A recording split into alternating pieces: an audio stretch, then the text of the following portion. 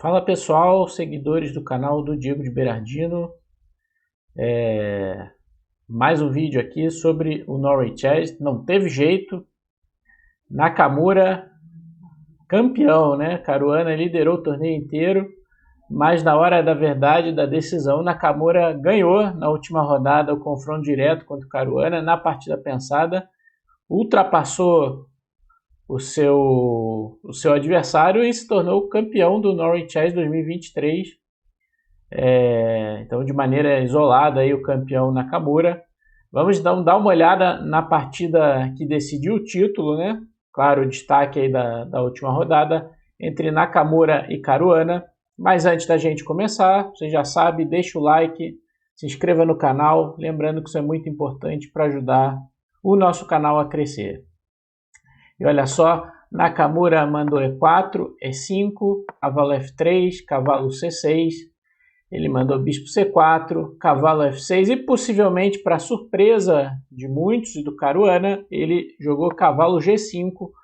O ataque Fegatello nunca, assim, de vez em quando está esquecido, mas nunca, ele está sempre ali, né, pronto para ser jogado.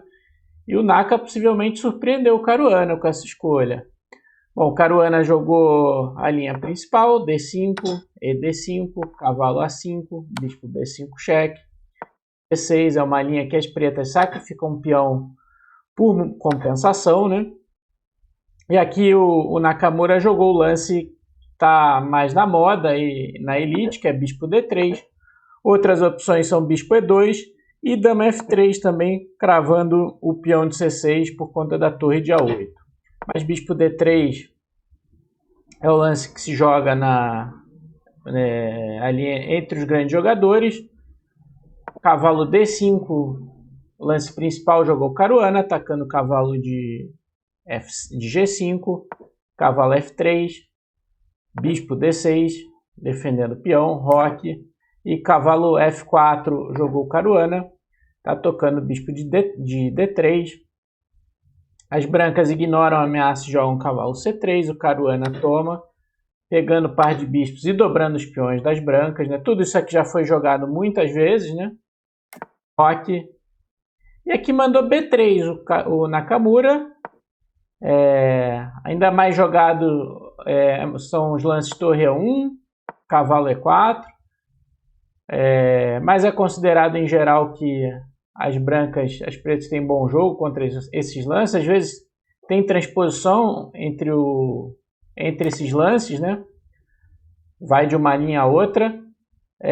O Naka jogou então B3 para fianquetar o bispo, torre E8, torre E1. E aqui o Naka jogou C5 para dar casa C6 para o cavalo. Pode abrir a diagonal para esse bispo. Um lance bom. Outra opção seria jogar com F6, forçando o peão de E5. Por exemplo, cavalo E4, bispo F8. As brancas podem jogar bispo B2. E aqui C5 é um bom lance, novamente, para cavalo C6. Melhor do que tomar o peão de D3, após o que as brancas jogariam torre E3, expulsando a dama. Dama D8 e D4 com a boa posição, abrindo a posição em favor das brancas, mesmo que agora o material esteja igual. Cavalo em A5 está muito mal colocado. Mas o C5 do Caruana é ok. Bispo A3, então jogou o Naka para pressionar o ponto C5, um peão isolado. Cavalo C6 e cavalo E4 atacando o ponto C5. Bispo F8 jogou o Caruana, né? E aqui o ponto é o seguinte, né? Se tomar de bispo em C5, as pretas podem jogar F5, atacando o cavalo de E4, que está defendendo o bispo, então tem que tomar em F8, e agora F toma E4. É um bom lance atacando o cavalo em F3, né? E aqui as pretas estão bem, né? Vão ganhar material. E se tomar de cavalo em C5, vai ficar cravada, que não tem forma imediata de ganhar o cavalo, né? Se dama A5, dá para jogar dama C1, defendendo o bispo e o cavalo. Mas um lance chato, por exemplo, é bispo G4 aqui. com a ameaça de cavalo D4 e dobrar aqui em F3, né? E as pretas têm uma excelente posição. Portanto, o Naka não tomou esse peão, jogou torre C1, botando mais pressão em C5. E aqui é o momento decisivo da partida e do torneio, né? O Caruana... aqui algumas partidas já tinham sido jogadas até aqui, né? E o Caruana aparentemente não lembrava. Ele gastou tempo, né? E jogou F5. F5 é o erro perdedor aqui, né? Já vantagem decisiva para as brancas. Claramente ele furou uma linha que a gente vai mostrar aqui, né? E aqui o bom cavalo B4 levaria a igualdade, atacando em D3, ameaçando um duplo. Bispo por B4, C por B4. Os brancos poderiam jogar, por exemplo, cavalo C5. Bispo F5 atacando em D3. Dama D5 seria outro bom lance. Mas depois de bispo F5, as brancas podem até tomar outro peão. Mas depois de torre C8, as brancas têm 2 peões a mais, mas são esses peões dobrados, isolados, né? Que são muito difíceis de serem aproveitados. Os pretos têm um par de bispo, numa posição aberta. A posição é de equilíbrio dinâmico, assim. As pretas têm boa compensação para igualar pelos 2 peões. Depois de F5, o Naka simplesmente tomou em C5 e aí o Caruana jogou dama D5. Aparentemente, né, o que ele omitiu é que o lance dama A5, que parece bom atacando o bispo, atacando o cavalo que está cravado, as brancas podem ignorar o bispo de A3 e jogar do outro lado o belo cavalo G5. E agora tem a ameaça letal de dama H5, muito difícil de separar. Por exemplo, se dama tomar 3, dama H5, ameaça mate em H7 e a torre em E8. O lance H6 não para essa ideia. H6, dama H5, ataca a torre, ameaça um cheque em F7. Se torre E7 defendendo aqui, o cheque em F7, tirando a torre do ataque. Cavalo de C4 é um bom lance, atacando o cavalo de C6 e a torre de E7. Por exemplo, se tomar o cavalo, bispo toma E7, com vantagem decisiva de material, né? As brancas vão ganhar material aqui, não importa o que as pretas joguem. Então, provavelmente furou esse cavalo G5 Caruana, e aí a posição está perdida. Agora ele tem 2 peões a menos, sem compensação suficiente, né? É que foi uma questão de técnica para o Naka, uma técnica que ele tem muito apurada, né? Então, Caruana tentou dama D5, dama C2 jogou o Naka para trocar as damas com dama C4, torre D8, dama C4.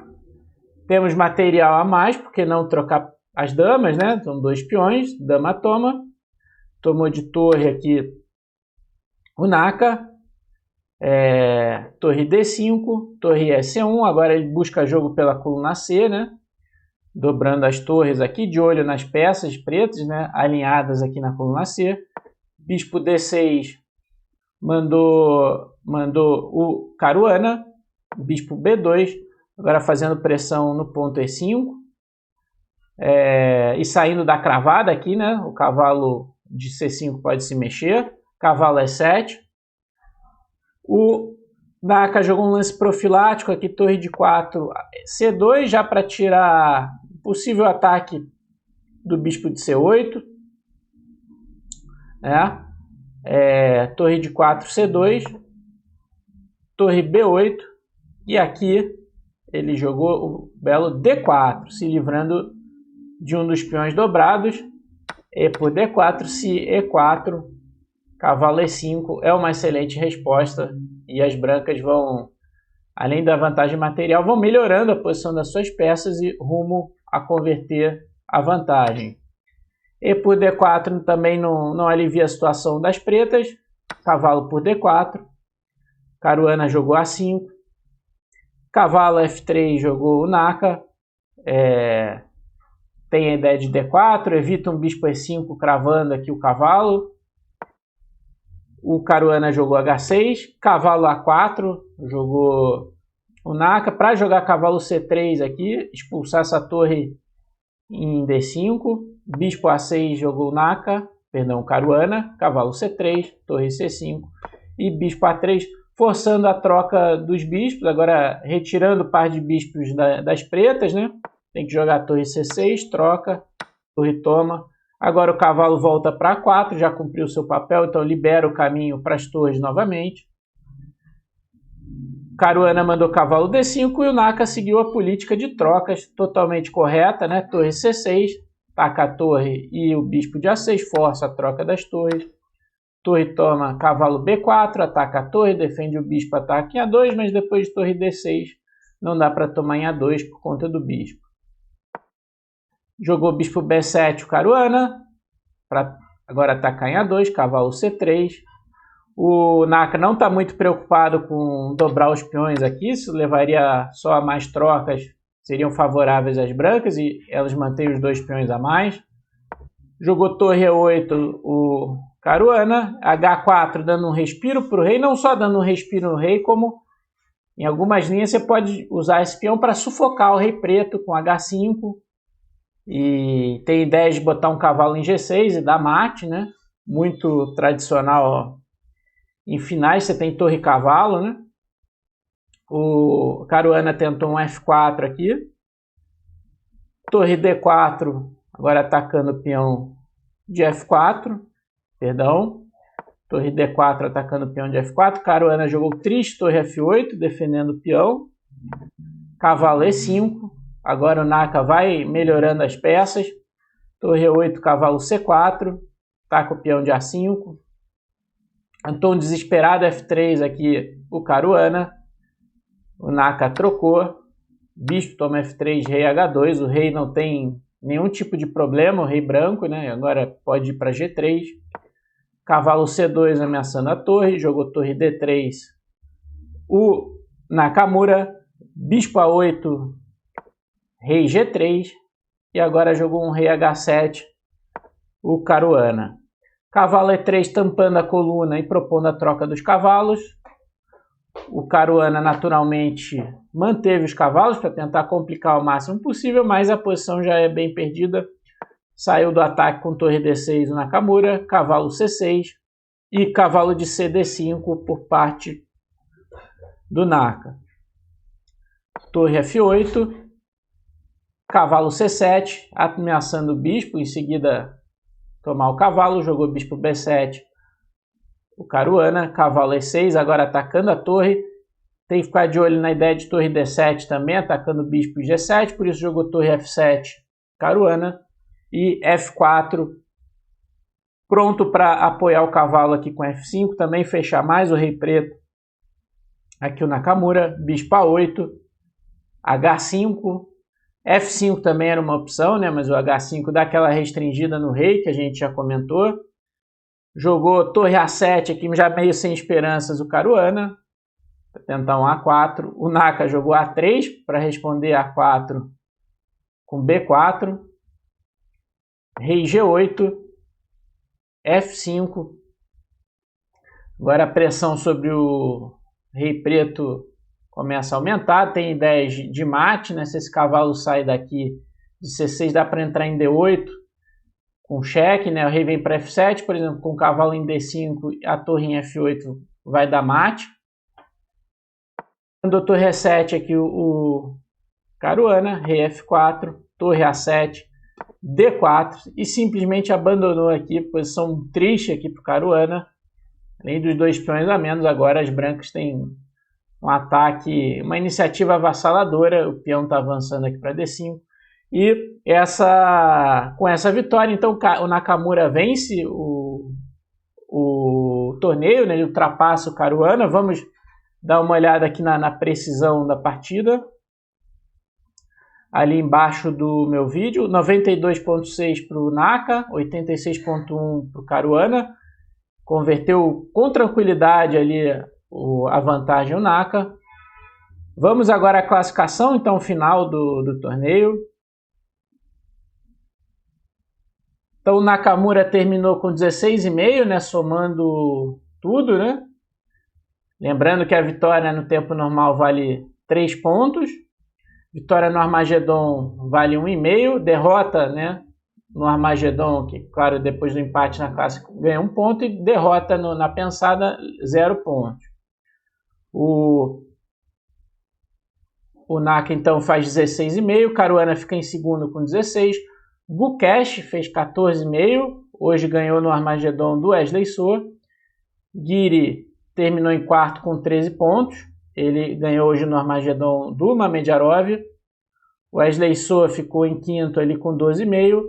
Carlsen, numa atuação bem decepcionante, termina em sexto com 11,5. Sendo o único jogador que não ganhou nenhuma partida nas pensadas, né, no evento.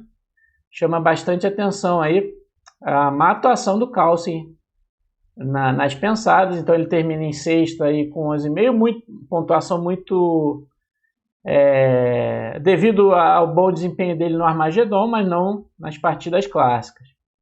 Mamedjarov termina em sétimo com 11. Firuza termina em oitavo com 10,5. Abdusattorov terminou em nono com 9. E o Tari terminou na lanterna com 6, mas hoje ganhou uma partida boa, ganhou do Firuza. Chegou a 6 pontos e deixou o seu compatriota Carlsen como sendo o único jogador a não vencer nenhuma na pensada. Vamos também dar uma olhada no live rate, né, 2.700. Ali teve uma movimentação boa nesse torneio, então o Carlsen ainda em primeiro na lista, mas ele perde 18,3 pontos de rating nesse torneio, com 2.834,7, ainda líder por uma larga vantagem em cima do Naka, que assume a segunda posição, com 2.787, né? Ganhou 12 pontos nesse torneio, não é pouca coisa, né, nesse nível. Caruana subiu seu rating e assumiu o terceiro posto com 2.781. Aí o campeão mundial Ding não jogou, 2.780. O Nepo, 2.779. Firuza perdeu bastante, 9 pontos. Ele que estava ali no número 2, né? Despencou ali para sexto.